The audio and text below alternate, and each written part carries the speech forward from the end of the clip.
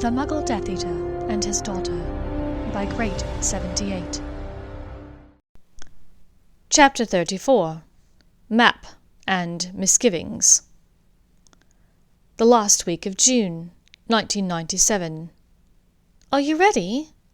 No. Are you? No. Okay then. Let's do this. Draco swallowed hard. It was time for the final test.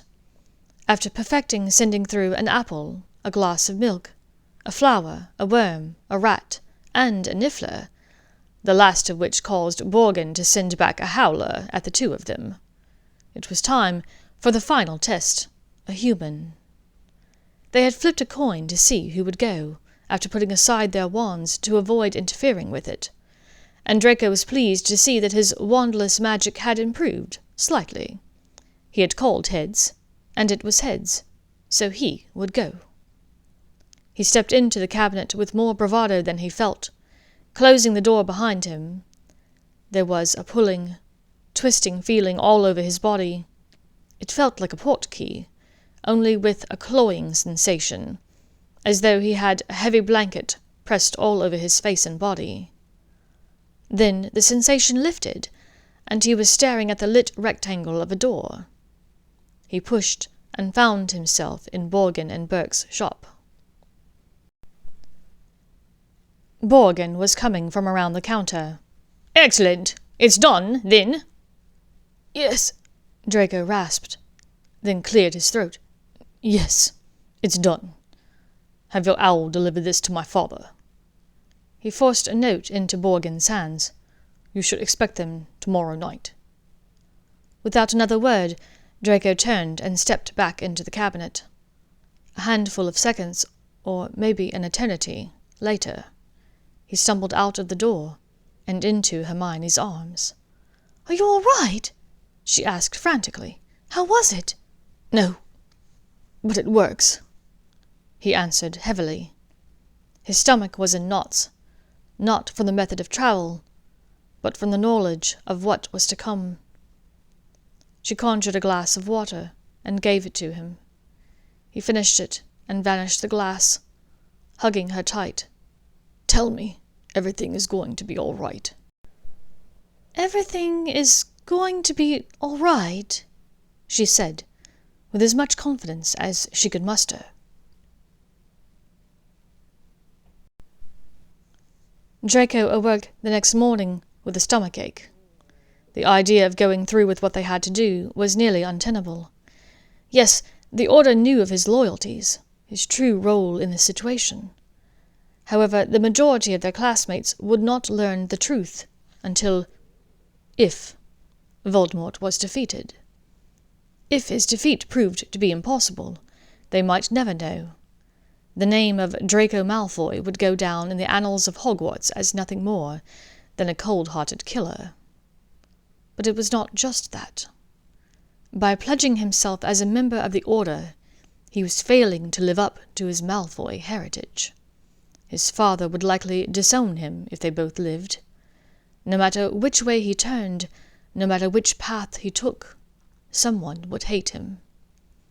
He could barely eat any breakfast. He wasn't alone in that. Across the room at the Gryffindor table, Hermione was struggling as well. Professor McGonagall walked by, stopping in front of his seat. "Mr. Malfoy, can you see me in my office before your first class? I shall let Professor Flitwick know that you will be late."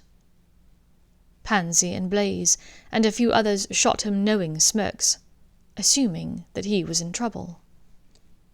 "Yes, Professor," Draco murmured. He gave up on trying to finish his meal, and after determining that Hermione had already left, he hurried up the stairs to McGonagall's office. "You wish to see me, Professor?" "Have a seat, Mr. Malfoy," McGonagall said. "Shortbread?" She held up a tin of biscuits. Draco took one to be polite, but as with breakfast, he struggled with it. "I asked you here because I know you have misgivings about tonight. You're not only worried about whether or not you can carry out the task laid out for you, you're also worried about what your friends and family might say Draco studied his hands and nodded. No Malfoy has ever broken away from the family like this before. She sighed and took a shortbread biscuit for herself. That is true. No Malfoy has ever broken away, as far as I know. However, you must remember that you are not only a Malfoy. He looked up at her in a moment of brief confusion. Then his visage cleared. I understand. You mean Sirius, Tonks. Among others? Tonks was raised by a Muggle-born father. She was exposed to all of these ideas from a young age. It's second nature for her. Draco groused. And Sirius was raised by one of the most staunchly pure-blood women I've ever had the misfortune of meeting. McGonagall said waspishly.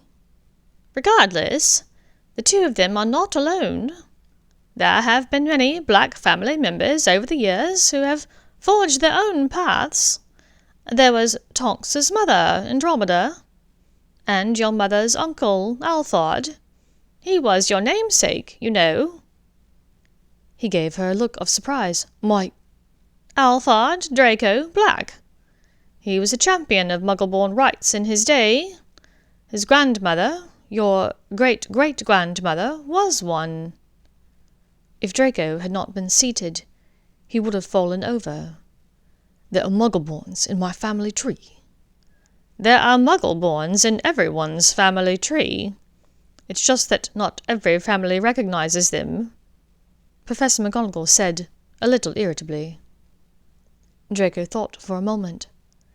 Then he began to speak, each sentence more ragged than the last. I suppose that makes sense. But what if we do this and it doesn't work? What if Dumbledore actually dies? As is, if we are successful, everyone will think he's dead, and that I killed him. I don't know if I can live with that. I don't know if I will be able to show my face in this school again.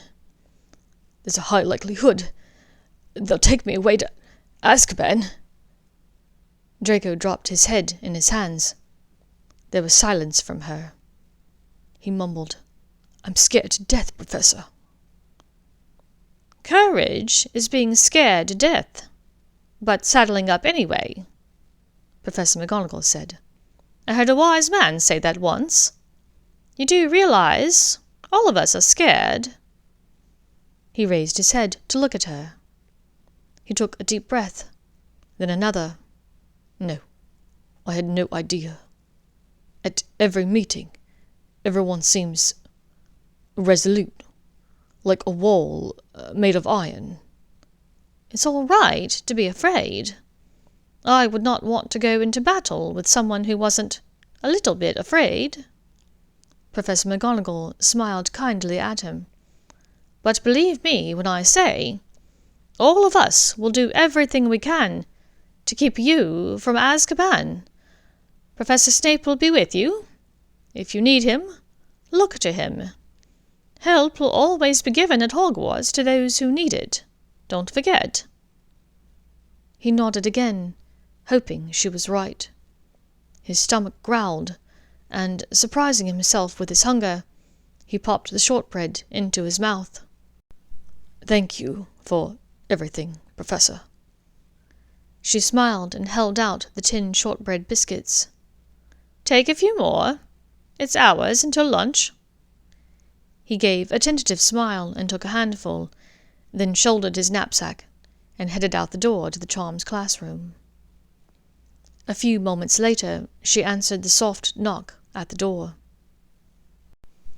You and Professor Dumbledore, all right. He will not be able to do it when the time comes. He has the courage, but I fear he has too much heart, Professor McGonagall said kindly. Severus nodded. Dumbledore has asked me to step in when the time comes. It has to be done, whether Draco is able to do it or not. But the others must see him try. She sighed deeply and nodded. I know. I just wish there was some other way. something else we could do?" He blinked hard. "Believe me when I say, not a day goes by that I haven't had that very same thought." She looked sharply at him. "Severus, looking back is a bad habit. There's plenty enough to be worried about in the future." He looked at her for a moment, then nodded. "Godspeed tonight." "You as well," she said grimly, turning to look out of the window as the swish of Professor Snape's robes carried him from the room. The night had come. Dumbledore was planning to leave the castle tonight and return to the invading party. As soon as Harry Potter disappeared through the portrait hole from the Gryffindor common room, going to meet Dumbledore, Hermione sat down with Ron and Ginny. "So Snape is the one who heard of the prophecy, and turned you-know-who onto the Potters? That shit-headed git!" Ron exclaimed in disbelief. "I can't believe the Dumbledore still trusts him after that." "He played his part well," Ginny said thoughtfully. "I mean, we all thought he was on our side last year, when he and the others told us about Hermione's dad acting as a double agent. I just can't believe, this whole time, he's been the one who's the double agent, triple agent, I don't know." Hermione bit her lip. She knew that if Ginny and Ron were to watch the map as instructed by Harry, they would not only see Death Eaters entering the castle, but her and Draco leading them. If everything went to plan, all of the confusion would be cleared up within a few days or a week at most. But if something were to go awry, if one small piece of the puzzle didn't click into place, everything could fall apart. She had to tell them, at least some of it, if nothing else, so that they would not try to come and save everyone and muck it up. "Listen, I don't have much time. I know Harry is worried about something happening tonight, and he's right. Something is happening. But I need for both of you to trust me when I say that what seems to be happening is not necessarily what is happening. I know that Harry is worried because the school will be vulnerable tonight without Dumbledore, but I need for both of you to trust that Dumbledore knows exactly what is about to happen. He even planned it this way." She looked down at the Marauder's map clutched in Ron's hands. "That map, it's going to have some terrible things on it tonight, but I need for you to understand that it's all under control. I need for you to stay in here and stay safe. Whatever you do, do not alert anyone. Do not bring out Dumbledore's army." "What the hell are you talking about, Hermione?" Ron asked roughly. "What do you know? Are you and Malfoy up to something?" "Yes. We are working with Professor Dumbledore and Lupin and a few others, but it's important that Harry does not know about it until he goes home to the Dursleys. I know it's hard to keep secrets. Believe me, after this year, I really do know. But you only need to keep this from him for a few days. Please, if you're at all worried, just watch the Whomping Willow on the map, yes?" The Ginger Witch and Wizard stared at her with just a tiny bit of hostility before agreeing. She knew it was difficult for Ronald to trust Draco. Their families had a history of bad blood long before the two of them entered Hogwarts. But both of them needed to trust that this was for the best. She plunged ahead with what she had to say. It was important that she get everything out, and she didn't have much time. "I need a favor. When you leave school next week to go home for the summer, please take Houdini with you, and any of my clothes and things that I left behind." She knew it would be suspicious to her dormitory mates if she had packed everything she owned as though to leave tonight, nearly a week before the end of term, and taking Houdini in her beaded bag might be dangerous for the sweet ferret. Hermione, Ginny said, you're scaring me. What the hell is going on? She sighed heavily. Please, don't let it worry you. This summer, after you go home, you're going to visit a house in London. According to my father, your parents have been there several times before. Bring Houdini and my things there, and everything will make sense. I hope, she added silently. Ginny looked as though she was seriously considering telling Hermione that she and her ferret could fuck right off if Hermione was going to keep secrets from her, but in the end she relented. I'll bring him. Thank you. I've got to go. Remember, whatever you see on the map, do not come and help. And above all, do not tell Harry what you see. He will learn all of it very soon. The two Weasleys nodded reluctantly and watched as Hermione left the Gryffindor common room. It was with great effort that she did not look around the room to say goodbye to it. She knew that it was entirely possible that she might never set foot in this room again. Just outside the portrait hall, she met Professor McGonagall. Ready? The professor asked. Hermione only nodded. She wasn't sure she could trust her voice at the moment. You're doing the right thing, Miss Granger. I know that keeping secrets doesn't feel very good, but it is important. There will be people at the funeral, and they will be watching him. If Potter acts as though everything is all right— I know, Professor. I just hate how we're having to go about this. They walked quickly to the 6th floor, locating the Dancing Troll's tapestry. Hermione whispered to herself, walking back and forth 3 times in front of the tapestry. A door opened in the wall, and after receiving a last encouraging look from Professor McGonagall, she went inside. "Watcher, Draco!" Tonks's soft voice stopped him as he rounded the stairs from the dungeon and entered the back of the entrance hall. "Thought I'd walk with you, if that's all right." "Of course," Draco said, acutely aware that this was the first time he had been alone with his cousin. "Nymphadora, please, Tonks. Or Dora, if you must." "Dora." He started again, then attempted a smile. "Tonks. This summer, you met with my mother and Linda Granger in a park in London, is that right?" Tonks sucked in a breath. "You recognized me that day?" "No, I didn't. When we met here at Hogwarts in Professor Dumbledore's office, you looked different, so it didn't cross my mind. But then I noticed that you looked different at every meeting. I thought maybe you just enjoyed transfiguring yourself, like you were really good at it and liked to stay in practice or something." She nodded. "But then, during the meeting in which Professor Lupin suggested that someone else confront us after we exit the room of requirement, your hair went from aquamarine to an angry orangey red, and it didn't seem like it was on purpose, or like you thought about it. It just did. That's when I realized we must have seen you that day."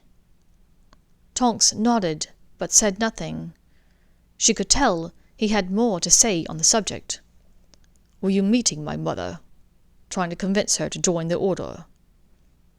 "On the contrary, your mother approached the Order long before that day," Tonks answered. "What?" The shock on Draco's face was apparent. "Tell me, Draco, have you ever heard your mother use the word mudblood?" she asked. He thought about it for a moment, then finally answered, "No." "Has she ever talked about the superiority of purebloods, or that she believes that Muggles are dirty?" "No," he said, with more conviction this time. "Narcissa married her husband young. Not much older than you are now, in fact. She didn't have everything figured out, I suppose. None of us do, really. Well, maybe Dumbledore," she said, and they laughed. "You think if she'd married someone else, she wouldn't have chosen this pureblood supremacy life?" Draco asked. I don't just think it, I know it. Draco nodded in thought. They were to the 5th floor now, only 1 floor away from the 6th floor room of requirement. One more question. How does Linda Granger fit into all of this? At this, Tonks's steps faltered. She's not a double agent like Richard, if that's what you're wondering. But she knows what's going on, or at least enough of it. And she has vowed to help. But Draco... At this, Tonks stopped walking and turned to face him. Richard Granger does not know about Linda, and Linda does not know about Richard. He's trying to protect her. It goes deeper than just this situation with Voldemort. I don't want to say more, but it's their life, their secrets. They aren't ours to share. And Linda does not want Hermione to know either, so please don't say anything. Why not? Tonks raised one eyebrow at him. Are you thrilled that Narcissa is risking her neck to go against Lucius and Voldemort? Merlin, no. I'd rather she take a portkey to the summer house in Monte Carlo. Just ride this whole thing out there. Tonks nodded. Now, imagine that your mother is a Muggle with no magical powers at all. Draco sighed and leaned back on the banister next to him. She thinks Hermione will try and talk her out of it. Right in one, Tonks said with a small smile. Come on, it's almost time. They hurried up the final flight of stairs, where Professor McGonagall was waiting. She's already inside. Remember, I will be on the 7th floor, patrolling, and Nymphadora will be on the landing below the astronomy tower. We will put up a convincing fight, the professor said, raising an eyebrow in determination. You have your potions? Draco asked anxiously. Now that the time was close, he was getting nervous that something was being forgotten. Both women nodded. Go, Draco. We will see you soon. Good luck. They watched him call for the room of hidden things and disappear inside. Tonks turned to her former professor. Bottoms up, I say. Each of them withdrew a tiny vial of golden liquid, recently nicked from the potion storage cupboard of Professor Slughorn. Cheers, said Tonks, raising her vial. To our good health, McGonagall responded, clinking glass with the younger witch. They drank the vials empty, then vanished them. Without another word, they set off for their stations. Thank you for listening to this chapter of The Muggle Death Eater by Great78.